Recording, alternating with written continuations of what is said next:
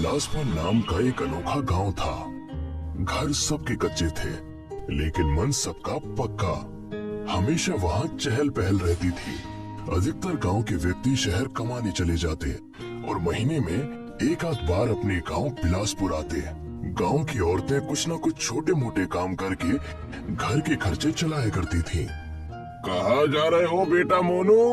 घर चले जाओ, तूफान आ रहा है और बारिश आने की भी संभावना है। आज मेरे अब्बू शहर से मेरे लिए माटी का गुड्डा लेकर आने वाले हैं। मैं वो गुड्डा भूमर चाचा तुम्हें कभी नहीं दूंगा। लेकिन चलो, वो सीधा घर आ जाएंगे। तुम पहले अंदर चलो और अब्बू के ना आने तक तुम अपनी अम्मी के साथ ही रहना। उस वक्त मूसलाधार बारिश का वक्त था। पूरे गांव के लोग अपने अपने घरों में जाकर बारिश आगे चले जाने का इंतजार कर रहे थे। अम्मी, अब्बू कब तक आएंगे? मैं कब से उनका इंतजार कर रहा हूँ। आ जाएंगे बेटा, बस तुम शांत हो जाओ और देखना वो तुम्हारे लिए बहुत सारे गिफ्ट्स लेकर आएंगे। कुछ ही देर में बहुत जोरों से बारिश होना शुरू हो जाती है। गांव पूरा डूबने वाला होता है। तब वहीं मोनू के अब्बू वहाँ पर आ जाते हैं। मोहतरमा, हमें यहाँ से जल्दी निकलना होगा, वरना हम यहीं फंस जाएंगे। क्योंकि मौसम विभाग से खबर आई है कि कई दिनों तक बारिश नहीं रुकने वाली। अगर हम यहाँ रहे तो हमारी दिक्कतें बहुत बढ़ जाएंगी। लेकिन हम जाएंगे कहाँ? हमारा घर बार, हमारा ठिकाना, सब कुछ तो यही है। हमारे पास तो अब राशन भी नहीं बचा और इस घर के अलावा हमारे पास कोई दूसरा ठिकाना भी तो नहीं है।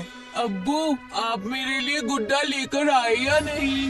बेटा, गुड्डा तो मैं तुम्हें बरसात के बाद दूंगा, लेकिन मैं तुम्हारे लिए ये बड़ी सी किताब लेकर आया हूँ जिसमें तुम अपनी शिकायत लिख सको। तो उन्हें घूमर चाचा आवाज देते हैं। अरे चंद्रकांत बेटा, पूरा गांव नदी के उस पार जा रहा है। जब तक बारिश खत्म नहीं होती तब तक हम वहीं रहने वाले हैं। अपना कीमती सामान लेकर हमारे साथ वहाँ चलो। लेकिन हमारा गुजारा वहाँ कैसे होगा? हम क्या करेंगे वहाँ पर?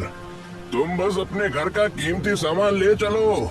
कुछ राशन हो तो वो भी ले लो और वहाँ पर हमारे साथ चलो। इसी में सबकी जानें बचेंगी। वरना अगर नदी और बारिश का पानी हमारे घर में आ गया तो हमारे घर नहीं बचेंगे। चंद्रकांत अपने खानदान और कीमती सामान लेकर जा ही रहा था कि मोनू ने अपने साथ किताब भी ले ली। बेटा, तुम अपनी किताब मुझे दे दो, वरना तुम्हारी किताब पानी में भीग जाएगी। ठीक है अम्मी। सारे गांव वाले नदी के उस पार जाकर मिलते हैं और सारे ही जिसके पास जो हो सकता था वो लेकर नदी के पार चला गया। किसी ने बासी खाना लिया तो किसी ने अपने कपड़े और जेवरात। नदी के तट पर गांव वाले बारिश के रुकने का इंतजार कर रहे थे। पूरे एक दिन उस तट पर बिताने के बाद ना राशन बचा और ना ही ठिकाना। पानी भी वक्त के साथ साथ बढ़ता जा रहा था। अगर ऐसे ही बारिश होती रही तो हम में से कोई भी नहीं बचेगा। हमें खुद इंद्रदेव से दुआ करनी होगी, तब जाकर कुछ तरकीब निकलेगी। आखिर इन सब में हमारी कोई गलती नहीं है। हे इंद्रदेव, रहम करो। हमारे साथ बच्चे और बूढ़े भी हैं। रहम करें, उन बेचारों की जान खतरे में है। उनकी दुआ सुनकर एक बड़ा सा उजाला आता है और इंद्रदेव प्रकट होते हैं। इस बारिश का कारण खुद पृथ्वी के लोग हैं। इसमें मैं तुम पर बारिश रोक कर रहम तो नहीं कर सकता, लेकिन तुम्हें बचा जरूर सकता हूँ। तुम्हारे बेटे के पास एक कागज की किताब है। उस कागज की किताब से वो जितने भी घर बनाएगा वो बड़े हो जाएंगे और बारिश में भीगेंगे भी नहीं। जैसे ही बारिश खत्म होगी सारे घर समाप्त हो जाएंगे। इतना कहकर इंद्रदेव वहाँ से चले गए और मोनू ने कई सारे कागज के घर बनाए। जैसे ही उन्हें जमीन पर रखा, वो देखते ही देखते वो बड़े से कागज के घर बन गए। सारे बिलासपुर वासी कागज के घर में रहने लगे। बारिश अभी भी जोरों से चल रही थी। अम्मी, मुझे बेहद जोरों की भूख लगी है, कुछ खाने को दो ना। इतनी तेज बारिश में हमारे पास खाने को कुछ बचा नहीं है। हम क्या बनाकर खिलाएं जिससे बच्चों का पेट भर पाए। चंद्रकांत घुम्मड़ चाचा के कागज की कुटिया में जैसे तैसे चला जाता है। क्या हुआ चंद्रकांत बेटा, तुम इतनी बारिश में बाहर क्यों घूम रहे हो? क्या बताऊं काका, मेरा बच्चा और बेगम दोनों भूख से करा रहे हैं। अगर हमने खाने का इंतजाम नहीं किया तो खतरा ना आ जाए। जैसे तैसे जाकर अब बारिश हमारे घरों में नहीं आ रही है, वरना हमारा असली घर भी पानी में डूब चुका है।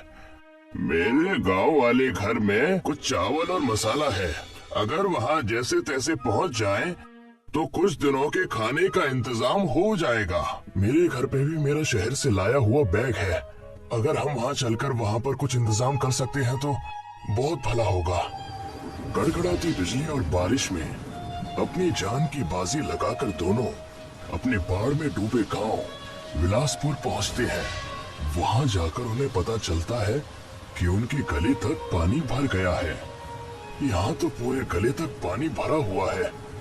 कहीं हमारे घर का बचा खुचा राशन भीग गया होगा तो हम क्या करेंगे? हमारा यहाँ से लौट जाना ही ठीक है। नहीं, मैंने अपना राशन घर के ऊपर स्टील की टंकी में रखा हुआ है। अगर हम मेरे घर से वो टंकी ले चले तो हमारा काम बन जाएगा। रुकिए, मैं जाकर ले आता हूँ, आप यहीं ठहरिए। चंद्रकांत घुम्मड़ चाचा के घर जाकर, जो घर पानी से आधा भरा हुआ था, वहाँ से राशन की टंकी ले लेता है। घुम्मड़ चाचा और चंद्रकांत सारा राशन लेकर कागज के गांव पहुँचते हैं। उनके हाथ में राशन देखकर पूरे गांव वाले बेहद खुश हो जाते हैं। इस चावल से हम खिचड़ी बनाकर खा सकते हैं। इससे हम कुछ दिन और यहाँ अच्छे से बिता लेंगे और सबका पेट भी भर जाएगा। पूरे 2 दिन बीतने के बाद बारिश हल्की कम हो जाती है। लगता है बारिश बंद होने वाली है। अगर ऐसा होगा तो हमारा विलासपुर गांव, वहां जाकर हम रहने लगेंगे। कुछ ही देर में बारिश बंद हो जाती है। सारे बेहद खुश हो जाते हैं। बारिश के बंद होते ही कागज का गांव इंद्रदेव के कहने के तहत गायब हो जाता है। सारे अपने गांव विलासपुर पहुंचकर पानी कम होने का इंतजार करने लगते हैं।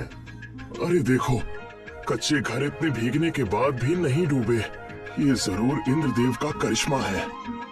ये अब मैं अपने असली घर में रहूंगा। हाँ बेटा, तुम अब यहाँ पर रहोगे।